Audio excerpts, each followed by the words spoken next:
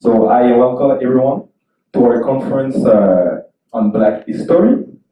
So my name is Eli, and here my brother Martin and Eric. So for today we will be your speaker.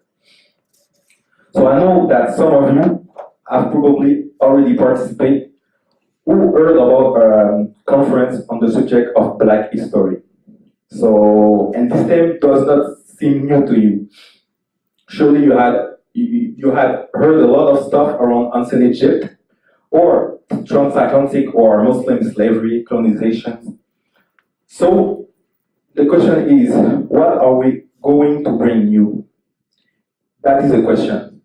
So in fact, let me tell you that today we are not going to talk about slavery or colonizations. And we are not just going to stay under domain of ancient Egypt. All that you have heard it like often, too often.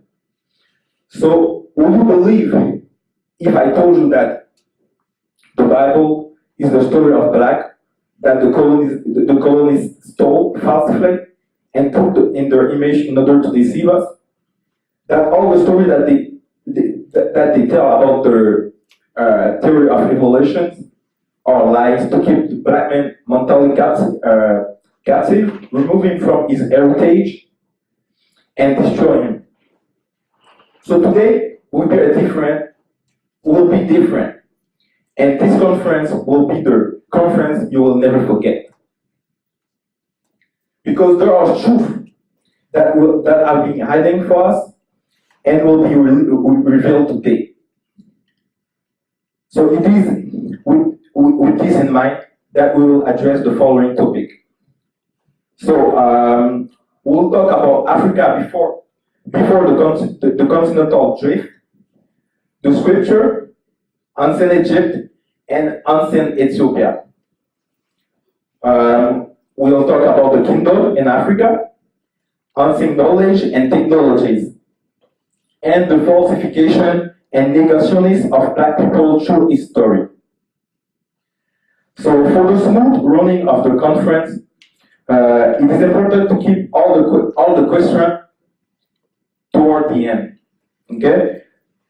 So if you have a smart device with a paper, pencil, take note of your question so you do not forget them.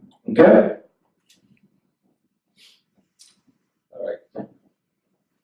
Alright, so I will continue by exposing or elaborating on the presence of black folks throughout the four corners of the earth.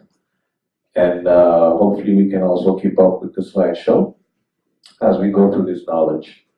Alright, so I'm not sure if you guys have done a little bit of research before coming here today, but I'm pretty sure you've been exposed to a lot of information online. Notably the presence of black Arabs and Moors in Europe. Europe went through a phase called the Dark Ages, where a lot of mixed Kushite and Moorish kings, obviously black folks were kings at that time. The Moors initially were indigenous Maghrebine Berbers. Later the term Arab came along, but before they were called Maghrebine Berbers. And we know the indigenous Berbers weren't of Indian or Asian descent. These were all Africans.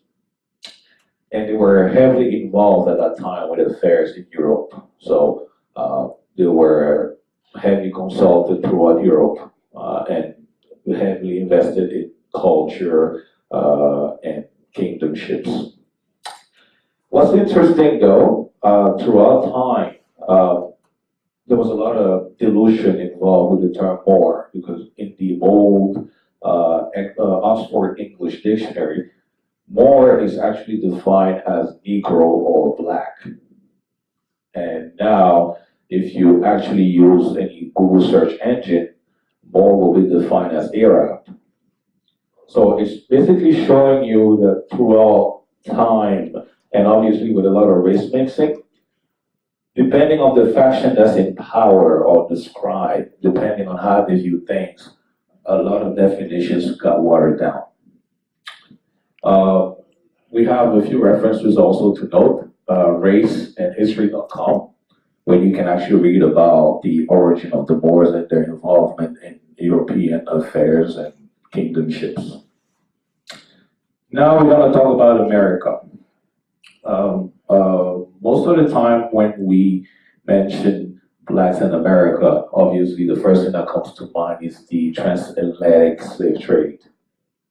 But that's not what we're going to talk about today. Although dates may be off, we have documentation from European historians confirming the presence of pre-Columbians, blacks in the US, in Canada, in the Caribbean, and South America.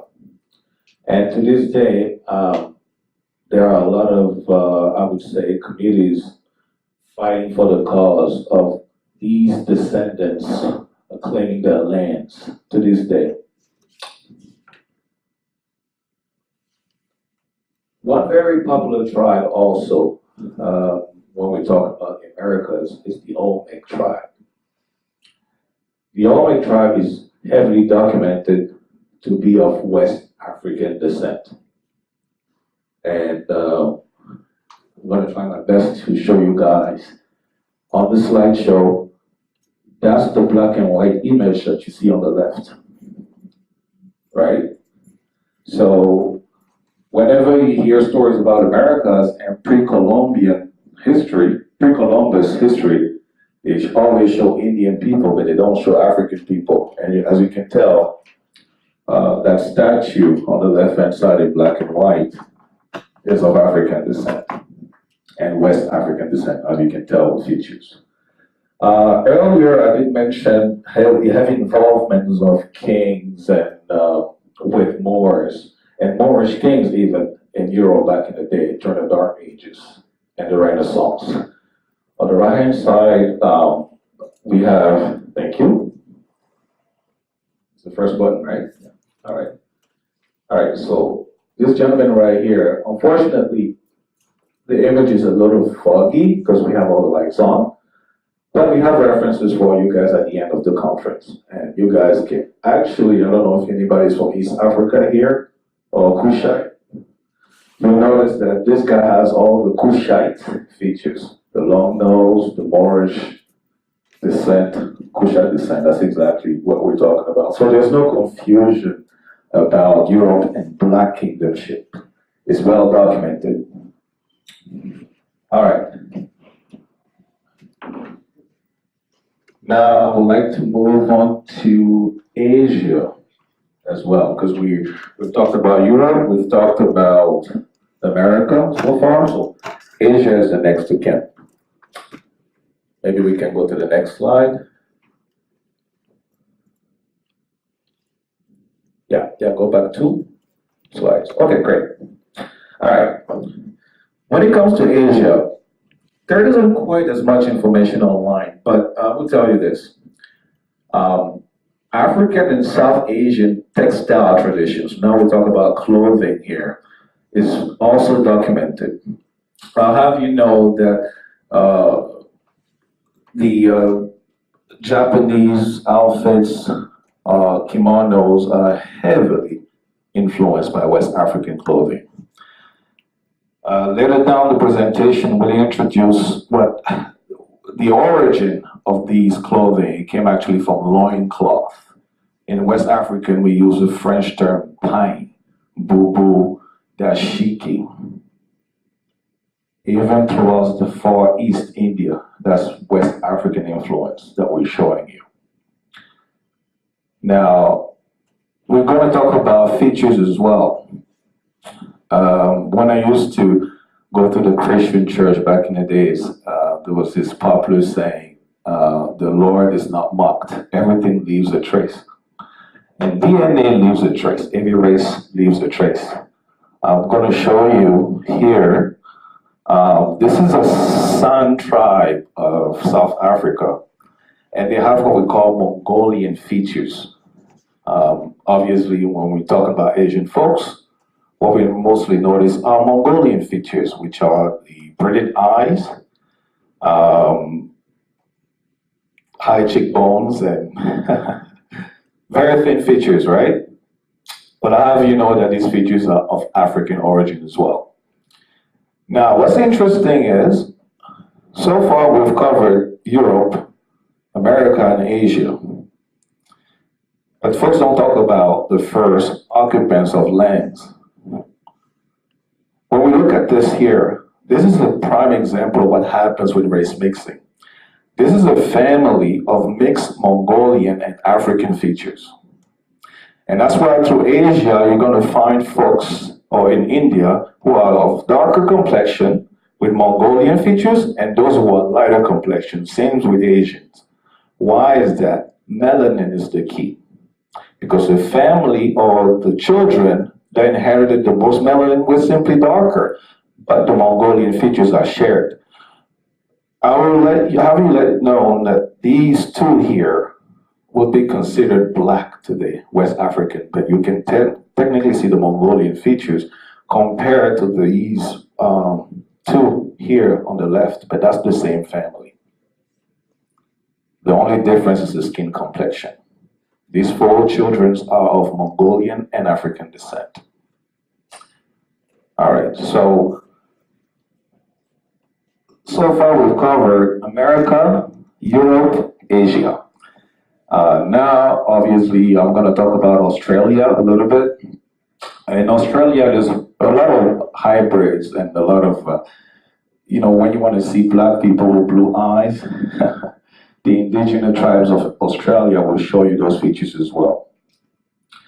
So, as we said before, like, they don't talk about it in history books, right? But so far, I've shown you proof and evidence of indigenous and first occupancies of black folks in America, in Europe, let alone kingships in Europe as well, with the involvements of Moors and Berbers that were also African descent and Moorish descent and Kushite descent. We have Asia as well. The impact of West African,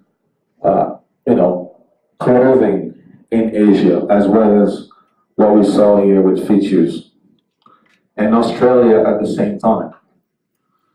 There isn't much difference. These are locals from Australia.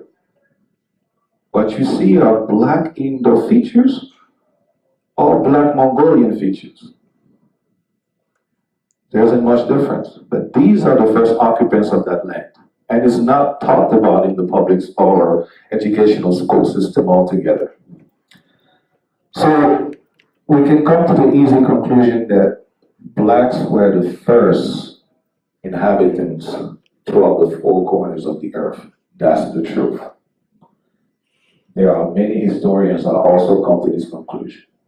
When they talk about the theory of evolution, they want to seclude a special group, obviously non-black, that was not impacted by this so-called racial evolution. This totally destroys it, by the way. So we want to make sure that you guys understand that Africa is the main hub. Many African stories talk about what we're going to talk about next and how we got separated, but Africa is still the main hub.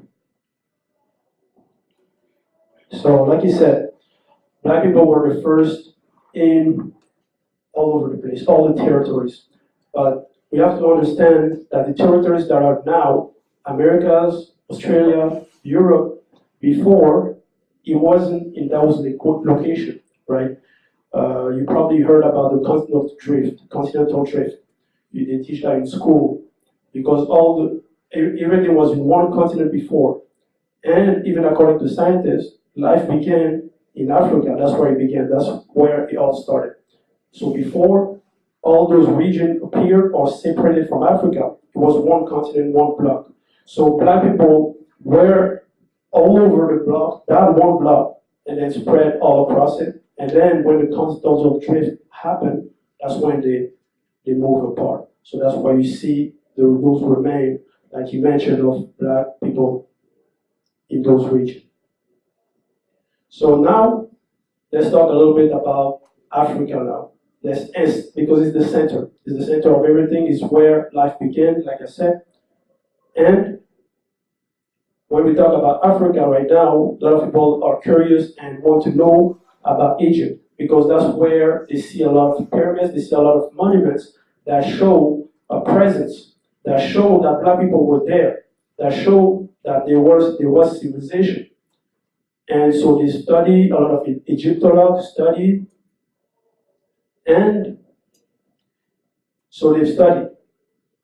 The historians have studied, and they teach that a lot as well in school and in other places. But when we talk about Egypt today,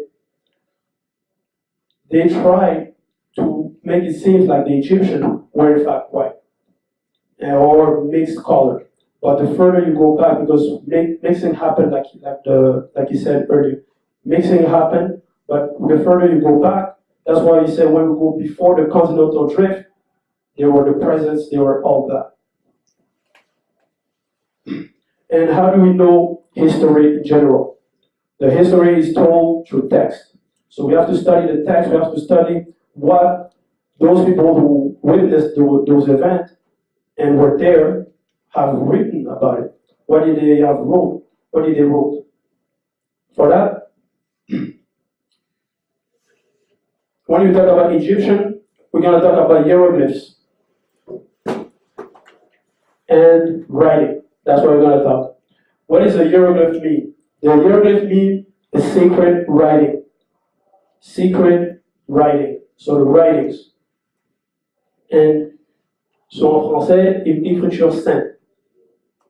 And the hieroglyph, it had many ways of writing it. The way you see here, the pictograms, you see, those were the sacred writing, but they also had the one for the longer text, because that takes a longer time to write, right?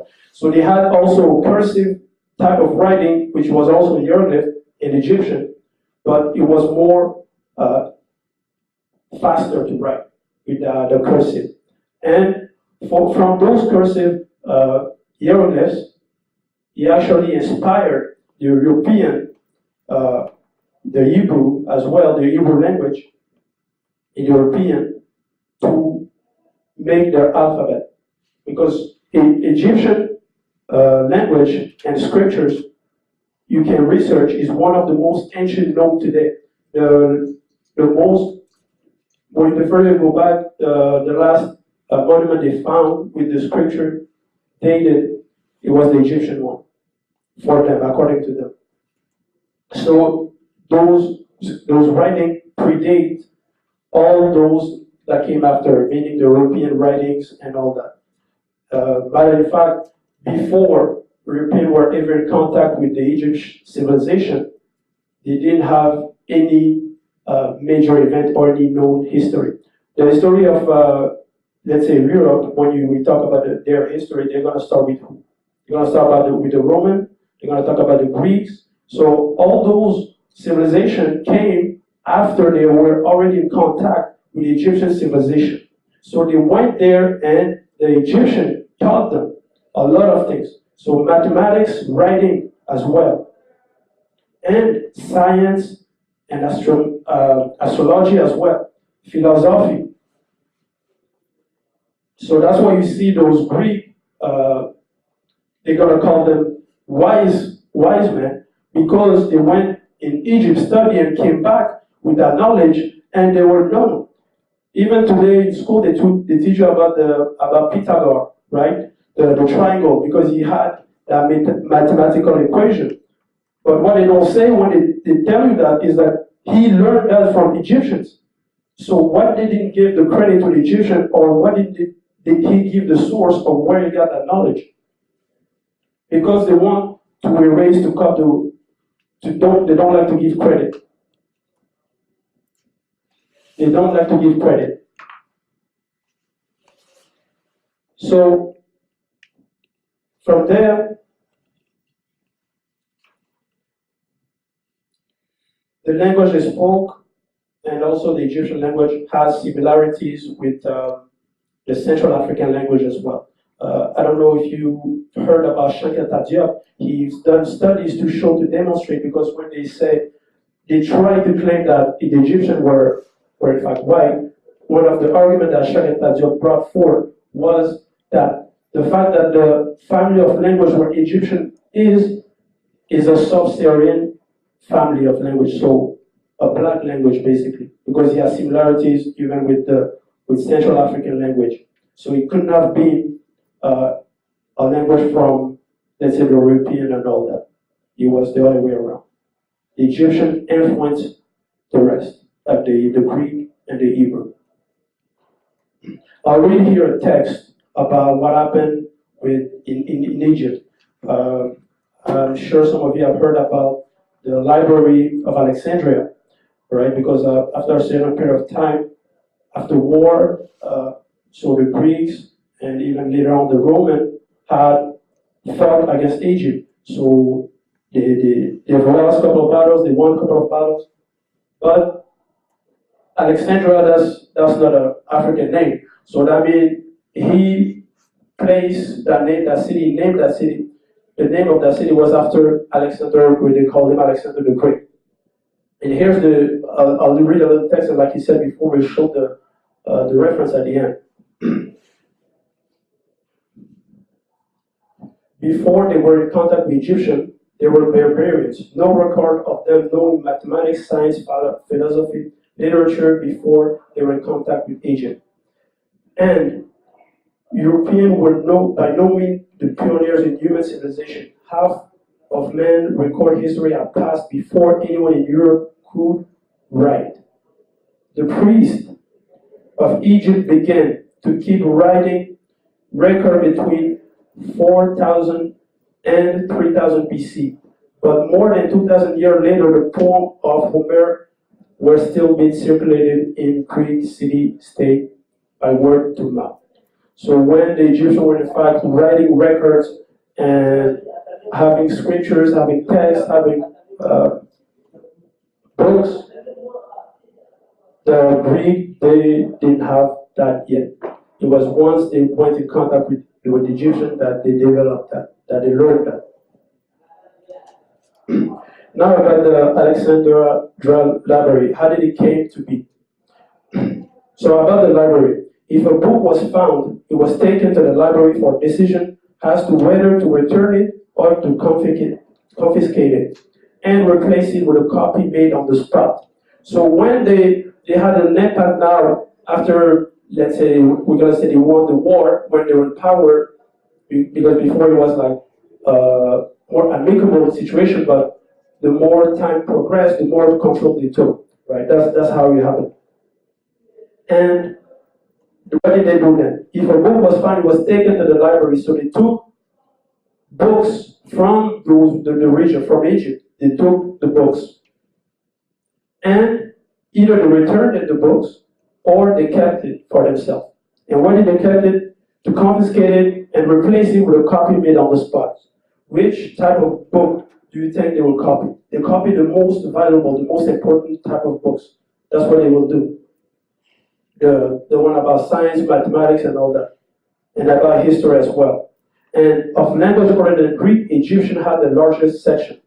Ptolemy first is said to have encountered Egyptian priests to accumulate record of their past tradition and heritage and to render them available to use by Greek scholars. That's what happened. They took the Egyptian books, so they took African books. Because when we say about Egypt, you have to understand that at a certain point in time, Egypt was considered by many as a center point of black. And so they had a lot of knowledge, they had a lot of things. And with all those knowledge, these books, the Greek now took some of the books, copied them in their language, and kept some in Egypt as well, and brought back some back home, right? And what happened after that? The library was destroyed. The library was destroyed. By who? In 48 BC, Julius Caesar became involved in the civil war in Egypt. So he burned He burned the library, he burned cities. It was war. It was a casualty of war. So, after that, the source were no longer there for them to consult. So the source were no longer there for them to consult, but they had now the copies of the books of their African knowledge back home with themselves. And that's when you see they will start to develop, they will start to teach. They will, Pythagoras, all those people will rise, will be known.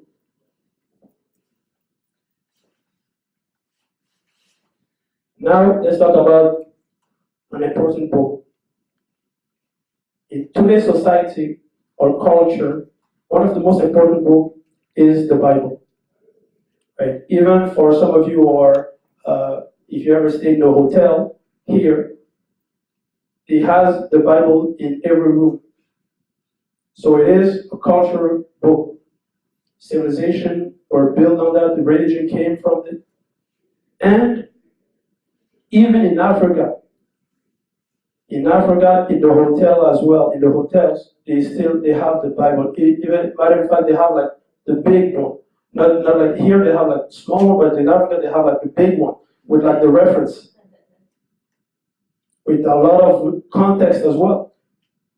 Because a lot of people know that book, like it, share this knowledge. Some people write it on Facebook walls as well, some Bible verse, to show some type of wisdom. And it consults some people as well. Well, we have to then, if it is one of the most important books, we have to examine the book. Where does it come from? People will say, when you open the Bible in French version, it will say, translated from original text, Hebrew and Greeks. In French, it will say, traduit d'après les textes originaux, hébreu et grec.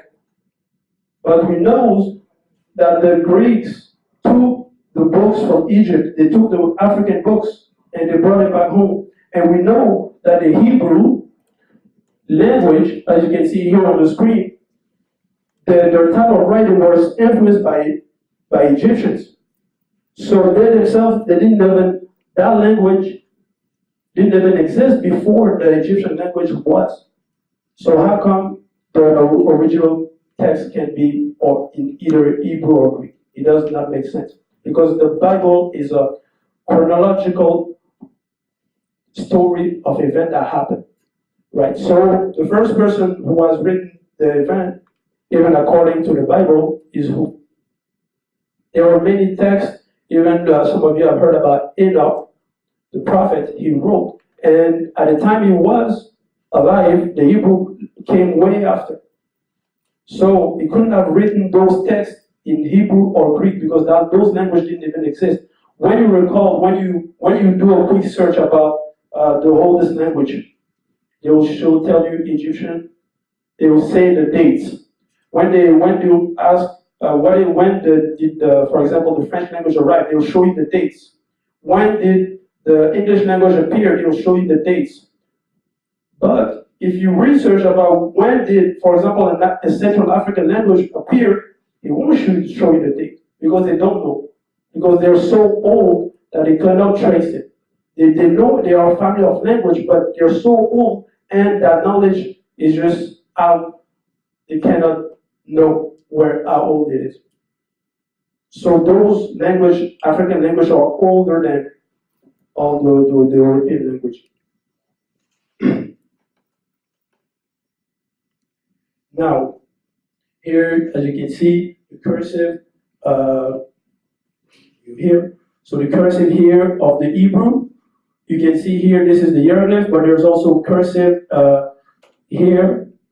Cursive we are writing of the hieroglyphs, and the Hebrew was copied from the Egyptian. So they found many texts. They found many texts in Hebrew and in Greeks that recall the story that happened before them, that were already copied from African languages, from African books. And now, what did they do with it? What do you think they do with it? First of all, should we even trust what they say about the book, about how it came to be? Should we trust those type of people?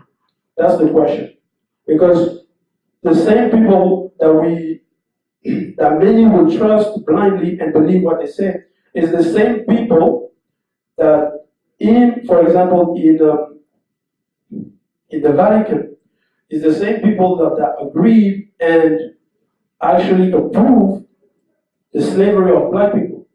So those type of people, if they're so okay with slavery, I don't think lying is above them, right? I don't think they will stop at lying about the origin of text or knowledge, because we've seen it with mathematics, we've seen it with science, and now we've seen it with the book.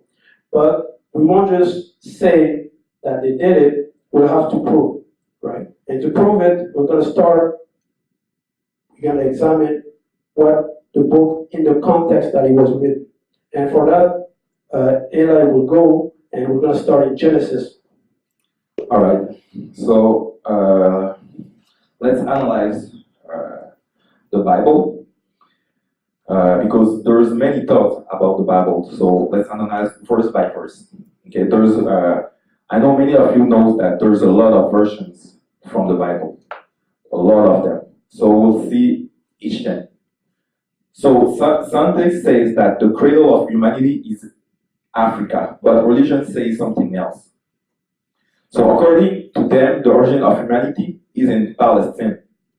So they present us with an image of a white Adam and Eve. But it is in agreement with the scripture, because the image that we see, it is according to plan with what the scripture says. This is what we're going to analyze. So in Genesis 1, chapter 1, verse 26, it says, "Then God said, let us make mankind in our image and in our likeness." So what was that image? So we'll see that in Genesis chapter 2, verse 6. It says, "But stream came up from the earth and watered the whole surface of the ground."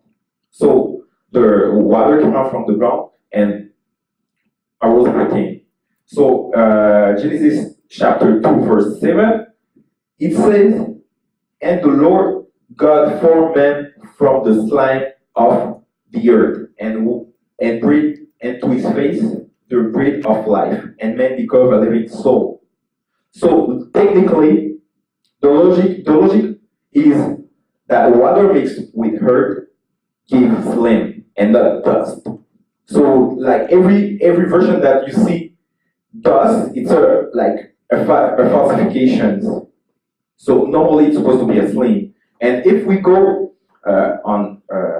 if we go to the source, slime, the original slime, you can see it over there. It says all English slimes of Germanic origins relate to Dutch slime and German slime, Mircus slime, Latin limus. In French, c'est le limon de la terre. So that kind of slime, we find it in Egypt, in the Nile of Egypt. You can see it over there. It says the flow of the Nile, which took place every summer and brought the black slip of the cultivation of its bank, remained for a long time an inexplicable phenomenon.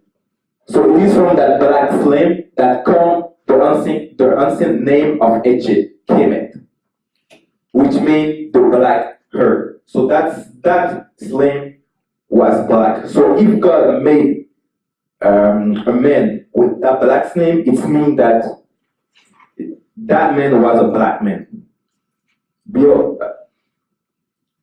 Technically, he was a black man.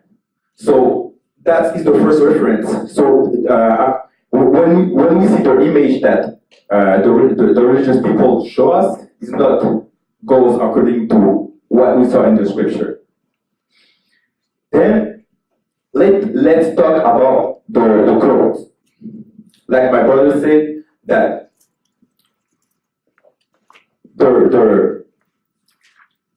if we go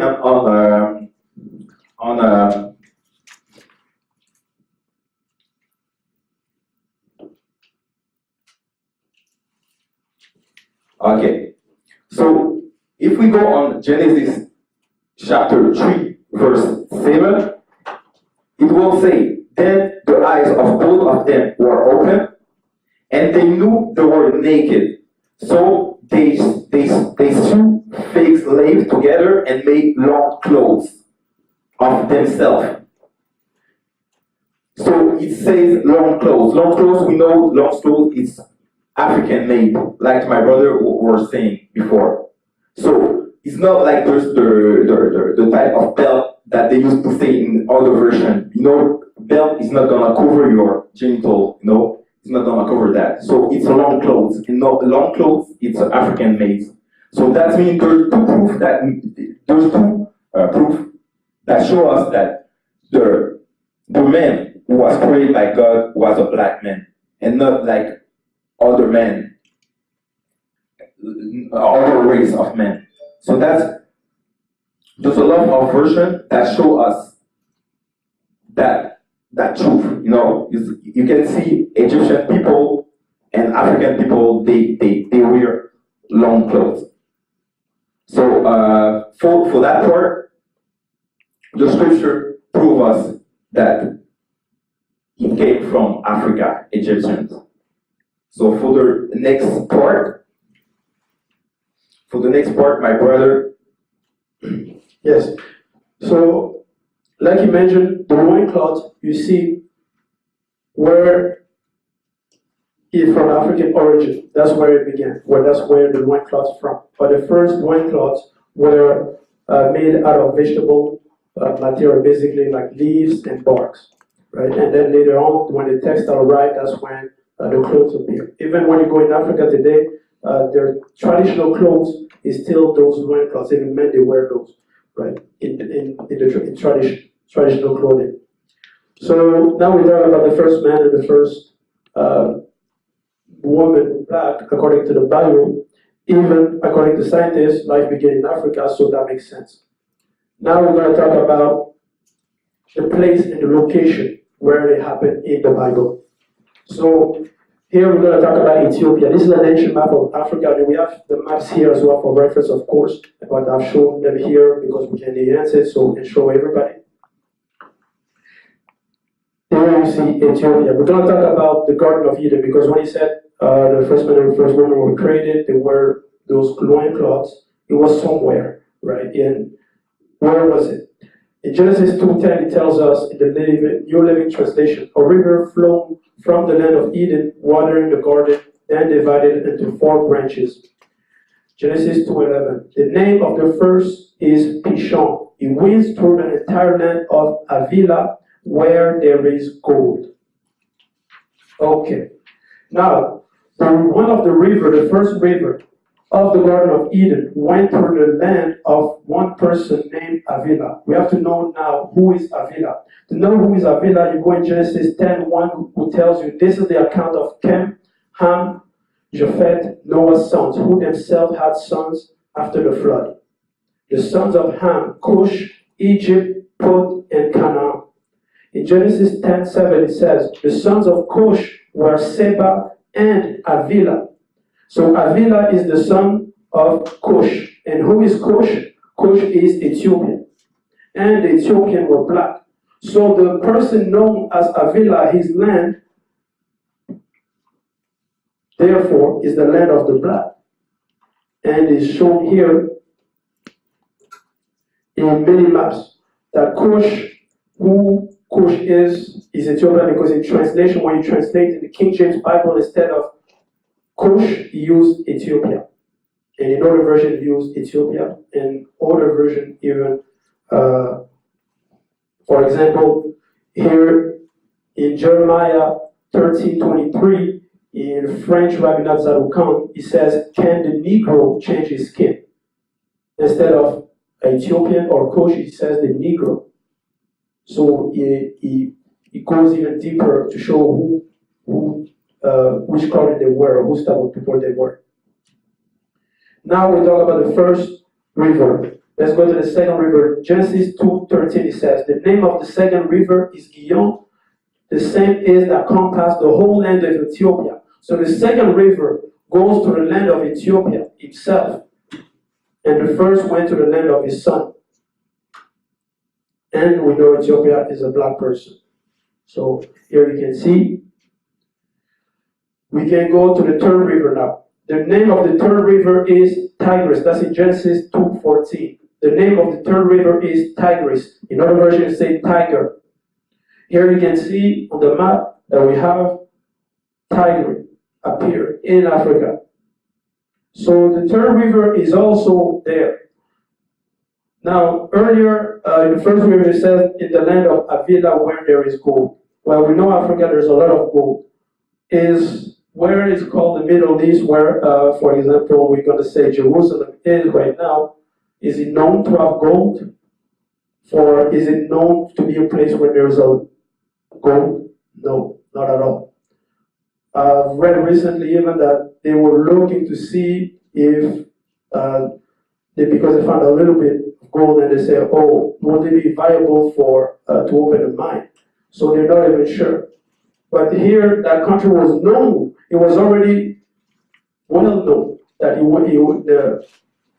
the gold was there, and it was a substantial amount.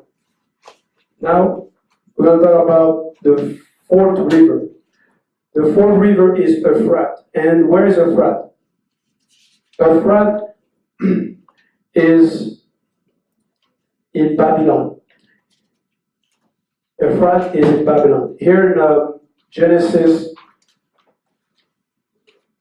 in 2 Kings 24:7, the king of Egypt did not venture out of his country. After that, the king of Babylon captured the entire area formerly claimed by Egypt, from the brook of Egypt to the Euphrates River. So the king of Babylon, the Euphrates River was also considered part of the territory of Egypt at a certain point in time. Sorry? Which country has gold? Oh, I was talking about Avila. Avila in Genesis 2, Genesis 2, 13 and 11. Avila, where there's gold. That's in Genesis 2:11. New English International Version says the name of the first is Pishon. It winds through the entire land of Avila where there is gold.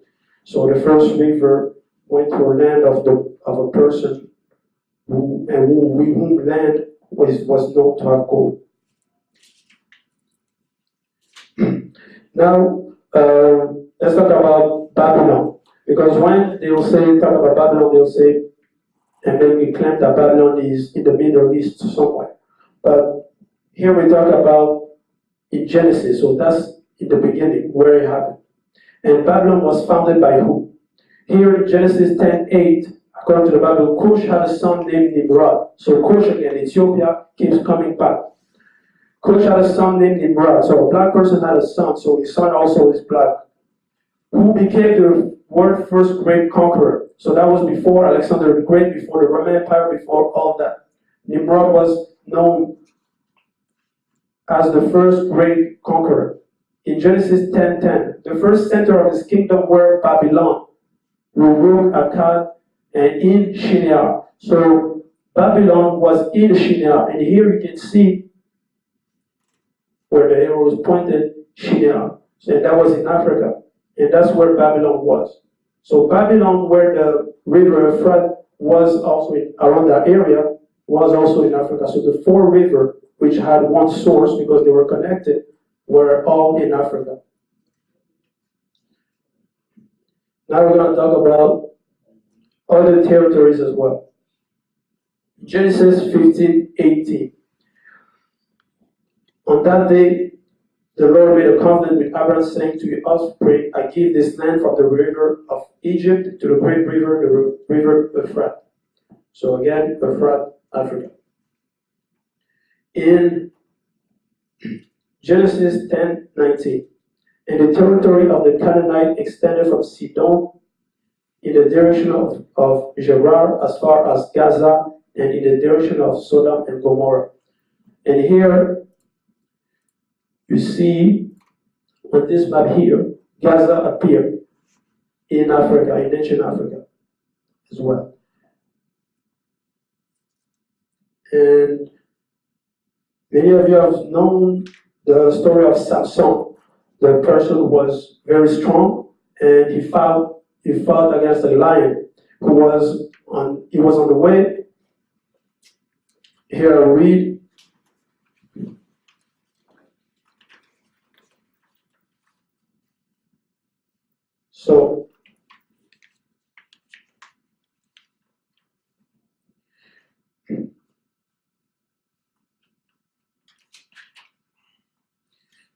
So in Judge 14:5, as Samson and his parents reached the vineyard of near Timnah, a fierce young lion suddenly rose and attacked Samson. At that moment, the Spirit of the Lord became powerful upon him, and he ripped the lion's jaw apart with his bare hand. He did it easily as if it were a young goat. So Samson killed a lion. He was on his way somewhere, and the lion jumped at him, attacked him. Now, where does lion live? They don't live in Jerusalem. They don't live in the current Jerusalem. They don't live in the Middle East. They're from Africa. We're not talking about here the lion that they take out of Africa and they bring to the zoo. We're talking about here a lion in liberty, in nature.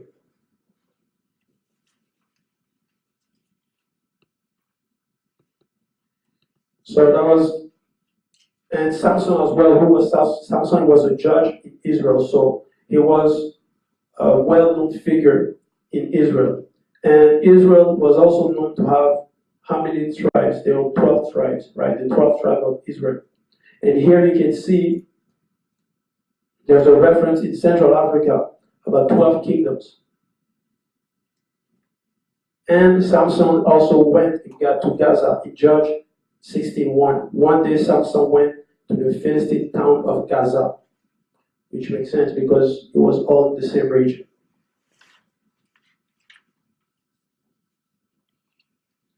Now we're going to talk about Galilee. This is very recent map, and Galilee is in the New Testament, the town. You can see that in Matthew 3:13. Then he, the Christ, came from Galilee to Jordan to be baptized by John. And you can see from the ancient map of Africa that after the fact, because the current day Israel was founded after World War II, but the Bible was already written, and the event already appeared, were already written about, and were already being told over and over again. So it's not because you name a country after the fact to be Israel that means when it was referenced way before, it was that place. They simply took those names, those places, and applied them to their land. Here you can see another map with Galilee. There's many maps with the same name appearing in those locations. So after geography, now we're going to talk about technology. All right, thank you, Brother Martin. All right, as we can conclude, they've really focused on Egypt a lot, especially when it comes to pyramids, and they've tried their best to hide whatever was sacred. They burned libraries, notably Alexandria, and they kept the writings for themselves. But there's one thing, when you steal knowledge that's not yours, it's hard for you to master it. And that's why to this day they haven't been able to build pyramids. When you study the Pythagoras theorem, a squared or c squared equals a squared plus b squared. Everybody learned that law at one point in high school. What we need to also think about it with just a simple mind, right? The pyramid is basically two triangles put together. So the foundation of building pyramids is within that theorem that they don't master because they copied it. So that's what happened. And one of the great debates also amongst Africans or Black people in general is to find out where other remains of technology were also mentioned in history. And so I want to bring you back a couple of slides back. I'm not sure. I want to see, show them the murals, all the technology and signs on it before I get to my next point. Okay, perfect. So, see that little. Okay, thank you. All right. All right. So, basically, if you're using your dating machine or your carbon machine and you say, okay, this writing here is about 20,000 years old, what are we looking here? Like, in order to create something, you have to think about that thing. So how come we have helicopters here, right? So they're gonna take this here, this writing, they're gonna say, okay, this is maybe 20,000 years old. But we all know, according to what we've been taught in school, 20,000 years ago, there was no such technology upon the face of the earth. But here we have proof that somebody actually already had it. Questions come at the end, bro. So we have a helicopter here, and we have what in French we call navette spatiale, or flying saucer. And here we have a submarine. And they're gonna say, oh, you know, there's actually, we have documentation here from British writers, and they say, well, this is proof of time travel. So a species or alien species came in the past because they were from the future and taught the Egyptians. And that's how the pyramids were built. You see? That's how you discredit by not knowing your history. Yes? Ouais, ça c'est un hélicoptère. Tu peux t'approcher, tu peux voir qu'on a les références. Mais tu sais, ça c'est un hélicoptère. Et si tu n'es pas sûr que c'est un hélicoptère, mais voilà, tu as une navette spatiale et un sous-marin. Wow. Ah oui, ah oui. You can question the invention, but in order to invent something, you have to think about it, right? Let's approach this like children. And if you use your carbon dating machine, say, oh my God, this writing is 20,000 years old. According to what we've been taught in school, was there any electricity? Apparently we're all in Africa running in the jungle, right? All right, great. They failed. Now, we're gonna use, like I said, sometimes the truth comes out of the horse's mouth. We're going to use the writings, the Greek translations of the Bible, to show you other evidence of technology. And for that, it's unfortunate that you guys don't have your Bibles ready here, but I'll read for all of you guys. Genesis chapter 11. The whole earth was one language and one speech. So at the beginning, according to Genesis 11, everyone on the earth spoke one language. And it came to pass as they journeyed from the east that they found a plain land in the land of Shinear. Shinear, I don't know if you can show them where that is, but that's near the Ethiopian region, by the way. And they said to one another, let us build a city and a tower, whose top may reach the heaven. See? They have technology to build other pyramids in other places in Egypt. And one other thing we want to mention here, at the time, there was one language the whole earth was speaking at that time, when they conspired about building this technology. And later on, they'll let you know that the original texts were of Hebrew and Greek. Hebrew and Greek, that's already two languages, right? Confusion everywhere. All right. Shinear is in the eastern area of Africa. We have maps to prove it and a lot of documentations as well. Genesis 11:8, one of the greatest lies as well when we talk about the defragmentation, because this is a scientific proven fact that the earth was one mass and defragmented, and the Bible talks about it as well in Genesis chapter 11 verse 8. So the Lord scattered them abroad from there on the surface of all the earth, and they stopped building the city. Also, through languages, it's important, brothers and sisters, to always read more versions of the same verse. Because depending on the scribe's ability to translate, other secrets may be revealed, right? So listen to this version of Genesis 11:8. There are other key points in this version. It's called Véritable in French. So we translated it for you guys, but in 11:8 for Véritable, instead of using the term scattered abroad, which means separate, it is written, the Lord smashed the whole face of the continent in fragments. You understand? If we go back again to Genesis 11, verses 1, the whole earth was one mass. So there was only one continent at that time. So technically what you're saying today, Europe, Asia, these aren't continents, they're fragments. The only continent is Africa.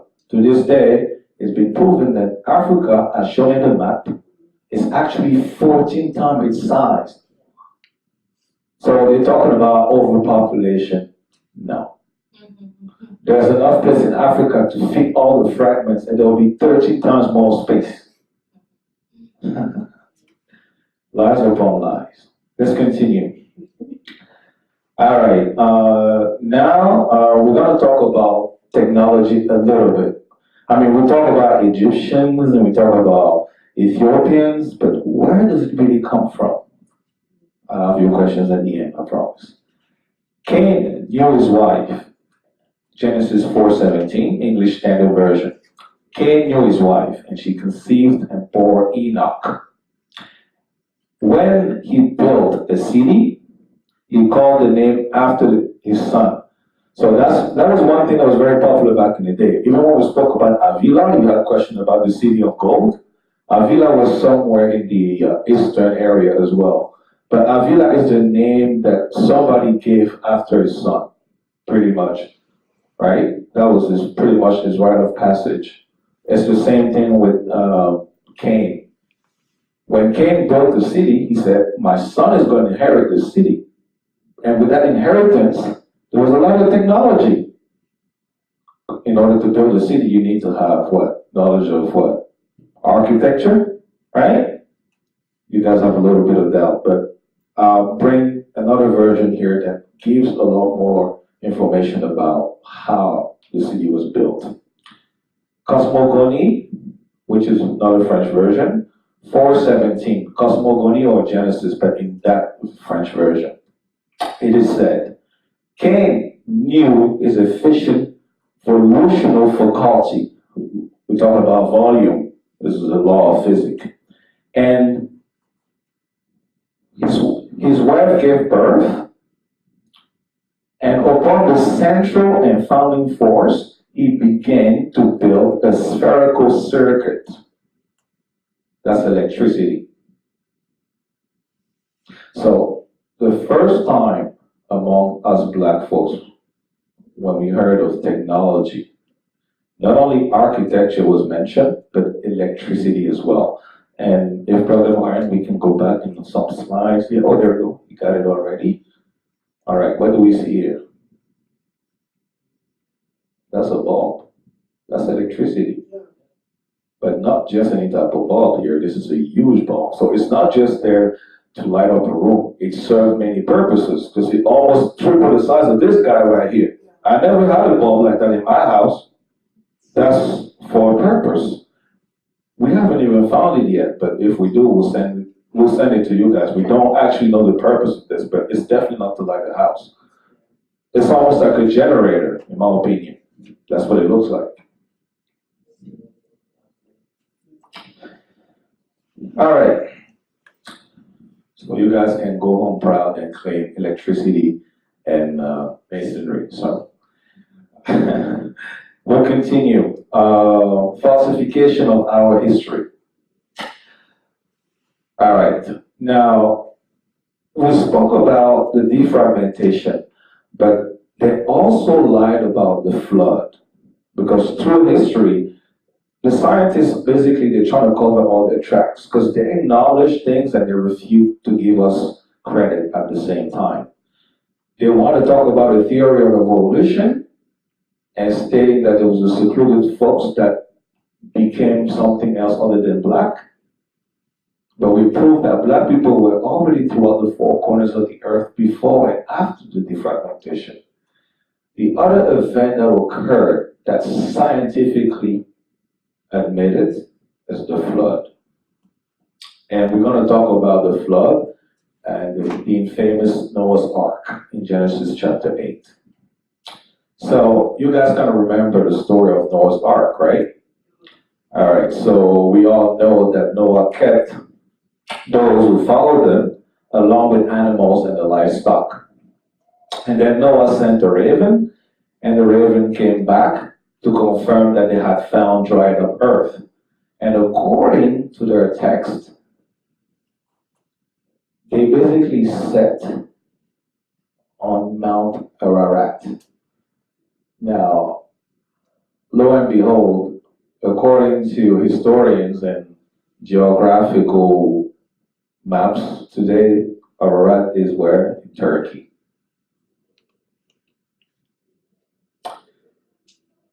But then again, two lies, they cut themselves.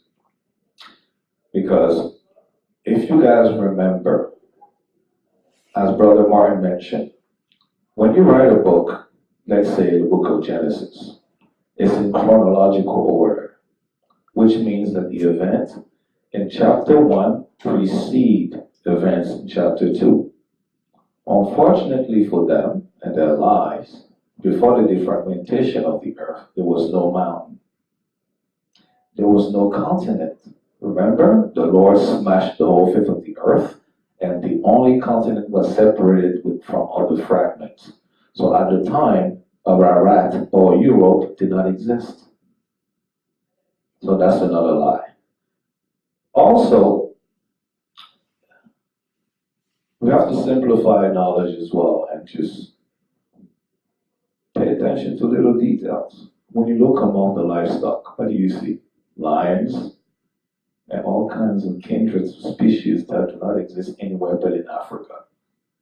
As the story of Samson. I don't know if you guys know, but Samson had these as well. Right? And he fought a lion. Right. I'm actually disgusted right now with those lies. It's what the more you talk about it, the more you shake your head. It's just like there's one thing we call information and knowledge. Information is not always knowledge. So as you guys learn this today, there are 1,000 websites out there to contradict this. But we can use their own resources to show them where they're wrong.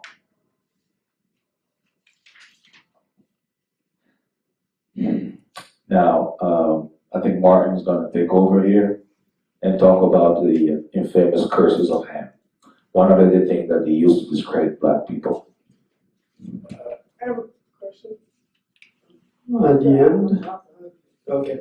So, like he showed, the lie about the Mahabharat, the lie about the flood, that he landed in Turkey and all that. But one of the biggest lies that they made was claim that black people actually came from a curse. Because some people actually believe that. When you go in, some church actually teach that that's how black people, because they can't justify, they can't say, well, okay, Adam and Eve are black. No, that would be too much.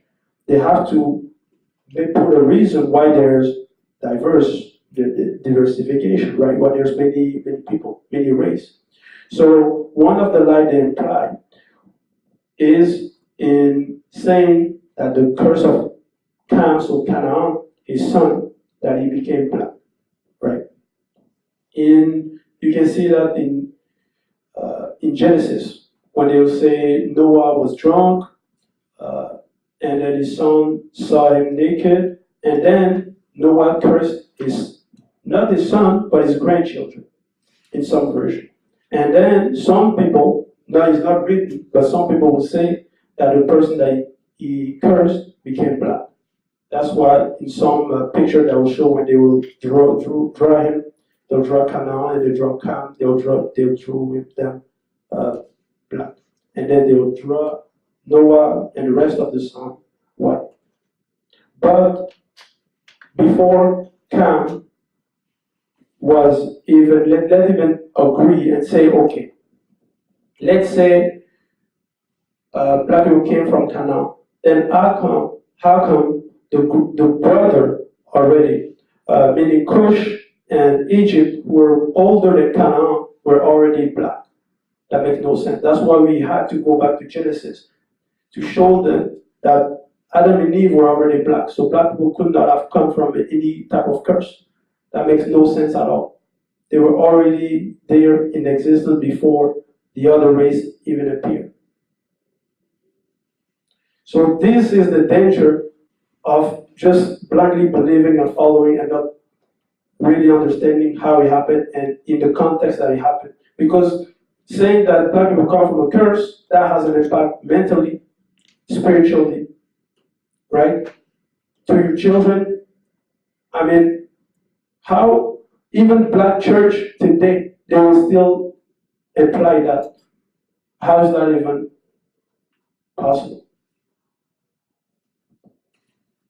In Job 15:17, it tells us, if you will listen, I'll show you, I'll answer you from my own experience. Listen to me and I will explain to you. Let me tell you what I have seen and confirmed by the report of the wise men who have heard the same things from their father, from those to whom the land was given long before any foreigners arrived.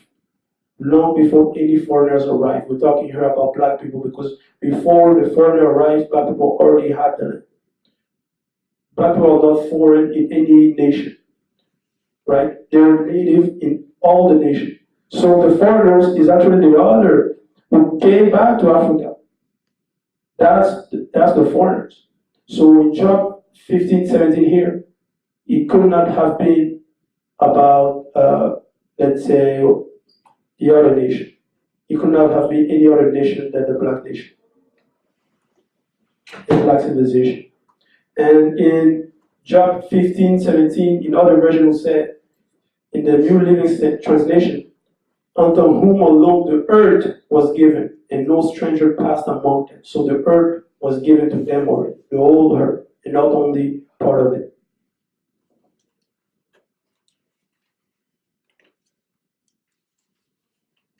So, like we said, there's a lot of danger because in the interpretation that they have made already of the Bible and of the text,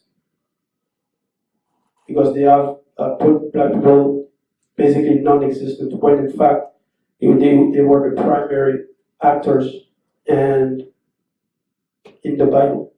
Even in Numbers 12:1-3, and Miriam and Aaron spoke against Moses because of the Ethiopian woman who he had taken. So even Moses himself had a black woman as a wife. And Moses himself was also black because all those happened in Africa that we showed with the map. With the 12 tribes, with Israel, all those names, they were just translation. They took the original name, the African names, translated them, took the text that already existed, and claimed those texts, and now name a country after they already translating the text, and now they'll say, okay, it's Israel, okay, I'm gonna put it here, and you see instability over there. Because it's based on a lie.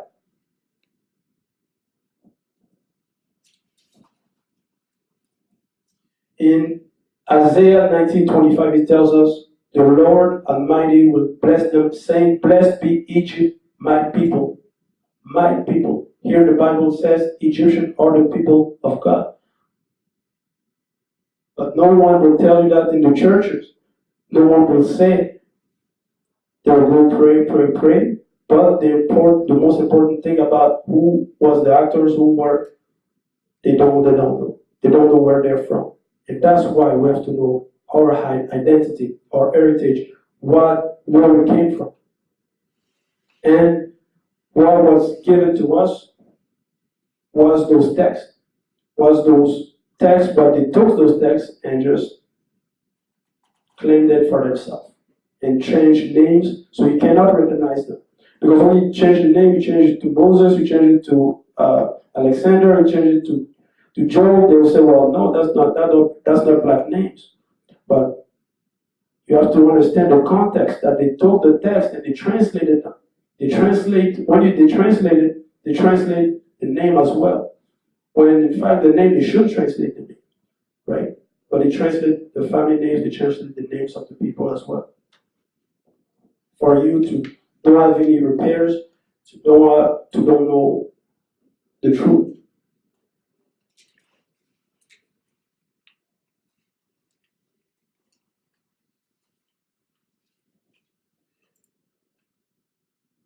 Okay, so now we're gonna do a little conclusion, and after that.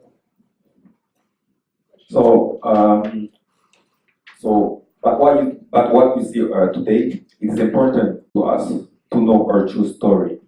It is really important to get informed because history confirm Black history.